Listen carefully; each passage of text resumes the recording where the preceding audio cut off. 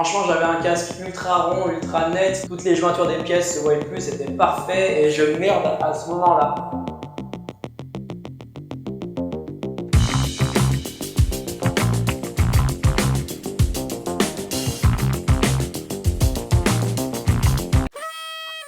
Patrick? Hello, aujourd'hui dans cette vidéo, je vous présente une nouvelle imprimante, la K1 de chez Creality. Et là, je vais enlever ce casque parce que je n'y vois rien du tout.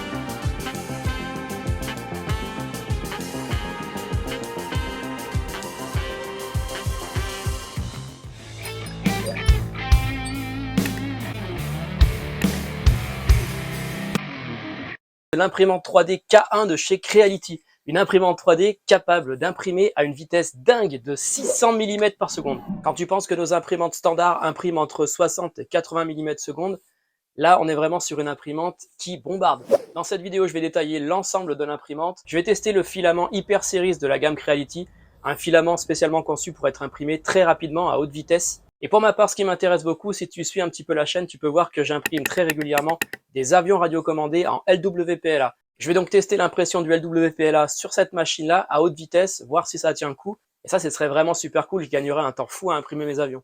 Ça, c'est le genre de projet que j'avais envie d'imprimer depuis très longtemps. Mais une fois dans Cura, je vois qu'il faut 2 jours non-stop pour imprimer la bête. C'est un petit peu décourageant. Là, grâce à la vitesse de la K1, je vais pouvoir imprimer ça en une petite quinzaine d'heures. Bon, il y a beaucoup de post-traitement évidemment après l'impression et on verra ça un peu plus tard dans la vidéo. La K1, quand on la déballe du carton, eh ben, elle arrive comme ça en l'état, tout est déjà monté, donc ça fait vraiment plaisir. Alors il y a juste 3 petites vis à enlever, des petites vis de maintien du plateau, quelques petits scotch à droite à gauche, et puis on peut tout de suite commencer à attaquer l'impression. Dès qu'on met l'imprimante sous tension, on aura quand même un petit line check à faire, enfin c'est l'imprimante qui va le faire évidemment, de toutes ses fonctions, donc l'activation des ventilos, l'auto-leveling du plateau, etc. Ça prend un certain temps, ça prend, je dirais bien 20 minutes quand même, donc faut être patient. Mais voilà, une fois que ce petit line check est fait, l'imprimante ne vous le redemandera plus jamais. Les dimensions de l'imprimante, 35 cm par 35 cm par 48 cm de haut. La taille d'impression, on est sur un plateau de 22 par 22 par 25 de haut, avec un plateau magnétique. Le revêtement, je saurais pas dire ce que c'est, j'ai pas forcément trouvé, c'est pas du PEI. Mais en tout cas, vraiment, ça adhère super bien. Là, j'ai 10 jours d'utilisation d'imprimante, donc j'ai 10 jours de recul d'utilisation sur cette imprimante-là et j'ai 0 fail, 0 décollement. Donc là, la matière, elle est vraiment hyper top. La vitesse d'impression, donc 600 mm seconde avec des accélérations à 20 000 mm seconde. Enlève tes doigts, Bernard, ça peut faire mal. Titre. La buse monte à 300 degrés, le plateau monte à 100 degrés, donc on pourra imprimer n'importe quel filament. Pour ma part, j'ai même imprimé de l'ASA, donc le Prusaman ASA. La pièce est sortie nickel du premier coup, pas de décollement, rien du tout, ça fait vraiment plaisir. Le transfert des fichiers STL sur la machine, donc soit avec la clé USB qui est fournie, soit en Wi-Fi, donc vraiment le paramétrage Wi-Fi il est ultra simple. Et travailler en Wi-Fi, c'est tellement pratique. On slice notre pièce, on l'envoie directement sur la machine qui la met en mémoire dans son propre programme et du coup, on peut partir bosser avec l'ordi dans une autre pièce. Le capteur de fin de filament à l'arrière avec le support bobine à l'arrière de la machine. Ça, c'est le petit point noir de la machine. Je dirais peut-être un des seuls points noirs de la machine. Pourquoi pas le mettre sur le côté et que là, derrière, vraiment, on galère. La machine fait 12 kg et vous allez voir que cette machine-là, moi, je la rentre dans le caisson Alveo 3D. Donc là, le setup, il est juste magnifique avec le super caisson. Mais c'est tellement pas pratique d'aller fouiller derrière la machine pour changer la bobine, alors que sur le côté, ce serait tellement plus accessible. Comme le bouton marche-arrêt, d'ailleurs, ils l'ont aussi mis derrière. Bon, ça, c'est des petits détails. Un écran tactile 4,3 pouces avec une fonction de veille automatique. Ça, c'est sympa. L'écran s'arrête au bout de 2-3 minutes, il me semble. Dès que la machine se met à imprimer, l'écran s'arrête. Et si on retouche dessus, l'écran se rallume. L'interface, elle est vraiment hyper simple, hyper optimisée. Encore une fois, c'est super bien fait. On retrouve toutes les fonctions standards qu'on trouve sur toutes les imprimantes. Sauf qu'en plus, on a un petit écran d'accueil qui nous donne la température de la buse et du plateau en temps réel. On a également un aperçu de la pièce en temps réel avec la progression d'impression. Et l'estimation du temps d'impression est juste. J'utilise beaucoup Cura et le temps d'impression est souvent faux. Là, on va voir qu'avec le slicer fourni par Creality, eh bien, le temps d'estimation est vraiment au poil. Poil de couille.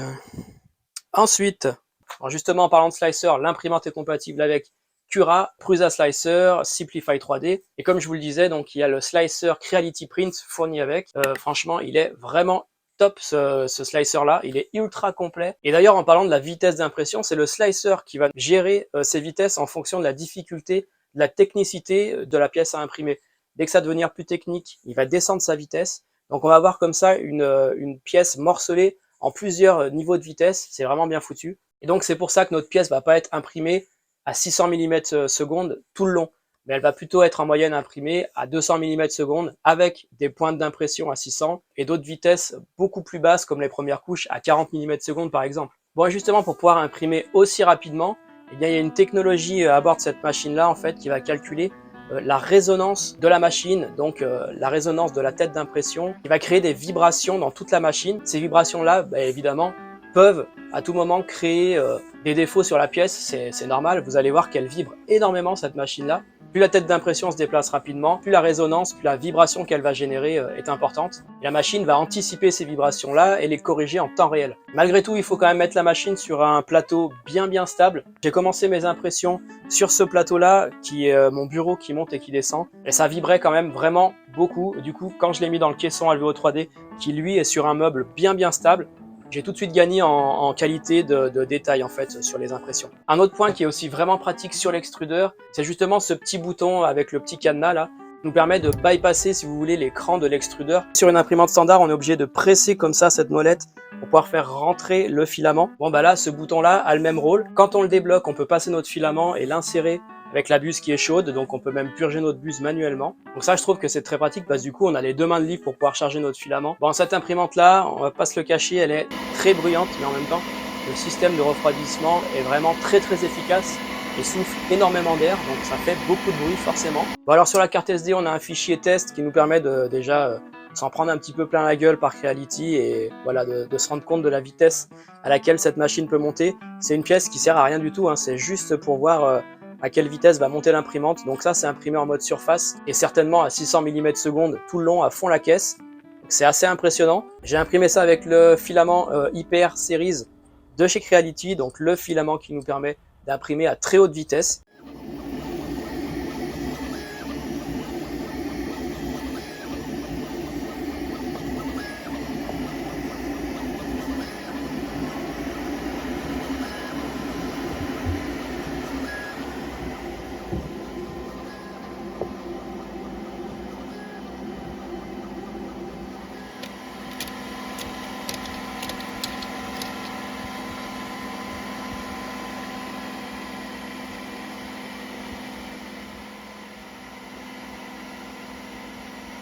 Franchement, c'est très propre, il n'y a pas un défaut.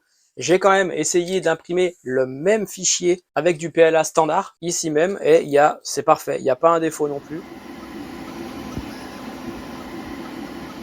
Voilà, j'ai essayé d'imprimer le Benchy fourni également sur la clé USB. Le fichier est donc optimisé également pour être imprimé à fond la caisse, en 17 minutes le Benchy là, contre à peu près 1h10 il me semble, sur une imprimante on va dire standard.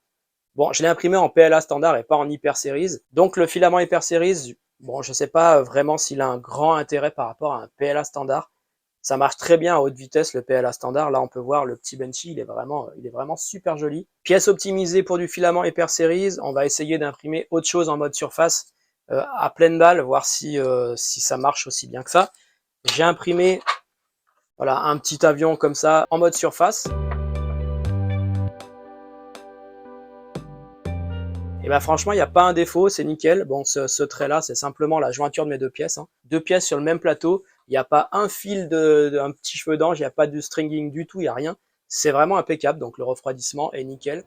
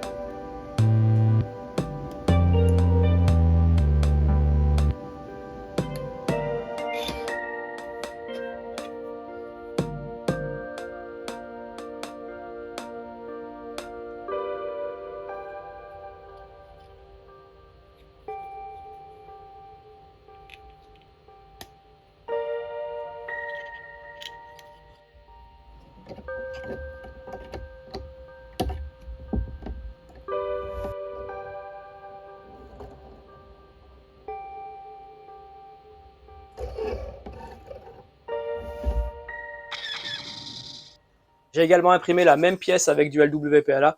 Bon, ça a un petit peu foiré là, mais par contre, l'autre partie est vraiment nickel. Et en même temps, je me suis dit après, il y a pas d'intérêt de faire ce test-là. Le fichier est optimisé pour être imprimé rapidement, d'accord, mais il est slicé pour un débit, un flow à 100%. Nous, c'est pas ce qu'on veut sur le LWPLA, c'est avoir un flow à 60%, vu que c'est un PLA qui s'expanse, donc mettre moins de matière dans la pièce, donc avoir une pièce plus légère. J'ai donc slicé une pièce sur Creality Print. Là, on est sur une vitesse moyenne de 200 mm par seconde, il me semble, toujours en mode surface, avec le flow à 60%. Donc là, ce qui est vraiment cool, c'est que ça marche à la perfection. Pour vous donner une idée, cette pièce a été imprimée en 21 minutes, contre 37 minutes avec une impression standard sur ma S1 par exemple, Creality, soit à peu près 40% de plus qu'ici en 21 minutes.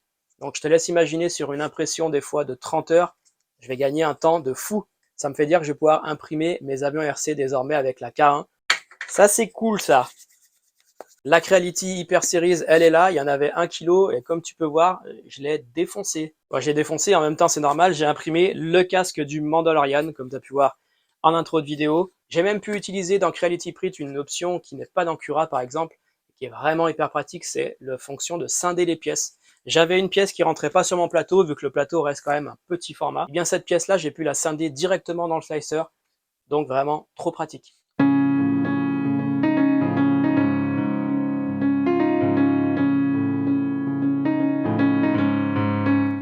Ces deux petites pièces-là, je les ai donc imprimées en ASA, le Prusamment ASA. J'ai d'ailleurs utilisé une petite méthode très simple pour lisser les pièces en ASA ou en ABS.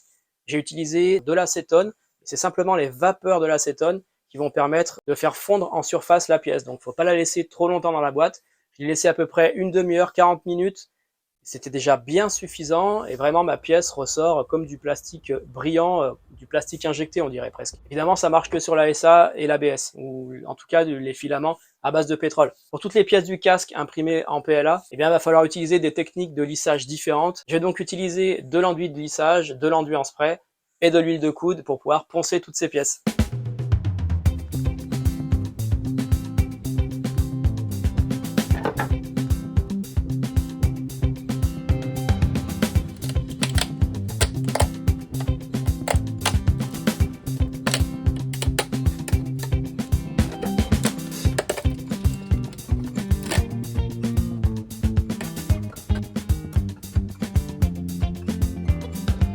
Pour lisser mes pièces, évidemment, je vais déjà poncer un maximum, mais ensuite j'ai le choix d'utiliser deux produits, donc soit de l'enduit de lissage, donc c'est une sorte de pâte qu'on va étaler de partout et puis qu'on va reponcer, ou alors de l'enduit en spray, donc vachement plus facile à appliquer. Pour ma part, je vais utiliser les deux produits parce que j'ai quand même pas mal de jolis trous comme ça, de manque de matière à certains endroits. Je sais pas si on voit bien, mais ça, l'enduit en spray, va falloir que j'en mette plusieurs couches avant d'arriver à totalement l'enlever, totalement faire disparaître ces trous. Donc ce que je vais faire, je vais utiliser ça pour vraiment remplir de matière tous les trous là. L'enduit de lissage, par exemple, je vais m'en servir sur cette pièce là. Sous la visière, là, on voit qu'il manque beaucoup de matière, donc même l'enduit en spray, il faudrait vraiment beaucoup de couches avant de combler tout ça. Donc là, ça va être très pratique d'utiliser ce genre de produit, de pâte. Je vais pouvoir vraiment combler directement le manque de matière avec cette pâte. En plus, c'est un matériau qui sèche très vite, donc je vais pouvoir directement le poncer là dans le quart d'heure qui suit. J'enduis cette pièce là tout de suite parce que là c'est le dessous de la verrière et je pense qu'une fois les pièces assemblées, je vais vraiment plus galérer à mettre l'enduit, donc c'est pour ça que je le fais maintenant. Donc poncer, mettre de l'enduit, poncer, mettre de l'enduit et ensuite je partirai sur l'enduit en spray que je reponcerai, je rebomberai, je reponcerai encore. Donc là je suis parti pour plusieurs heures de ponçage.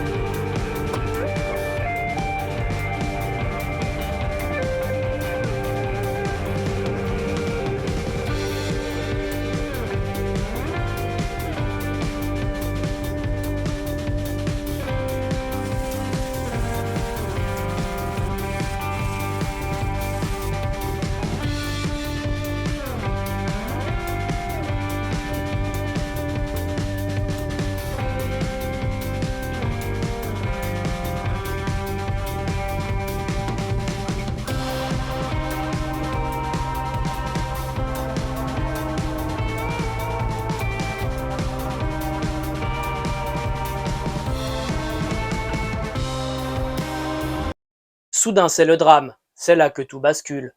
Juste après la couche de primeur, j'avais une pièce, mais nickel, de toute beauté, impeccable. Je peins ça sur la terrasse dehors, en plein soleil, il fait extrêmement chaud. Et je le sais en plus que le PLA fond au soleil. Je le sais. J'applique ma couche, mon casque est bien rond, je suis très content de moi. Et quasiment à vue d'œil, je vois le casque qui commence à laisser apparaître le remplissage 5%. La pièce est en train de s'affaisser sur elle-même, en tout cas le dessus du casque. Franchement, j'avais un casque ultra rond, ultra net, toutes les jointures des pièces se voyaient plus, c'était parfait et je merde à ce moment-là. Oui, parce que la magie du montage vidéo laisse penser que ça a été fait super rapidement, mais j'ai poncé ça pendant une après-midi complète, à ne faire que ça. À mettre de l'enduit, poncer, mettre de l'enduit, poncer, mettre du spray enduit, poncer, mettre du spray enduit, poncer. Tout ça pour merder sur une couche de peinture à la fin. Le casque est pas rond, quoi. On voit légèrement le remplissage 5% sur le haut du casque selon les reflets. Tant pis, ce sera l'occasion d'en refaire un encore mieux.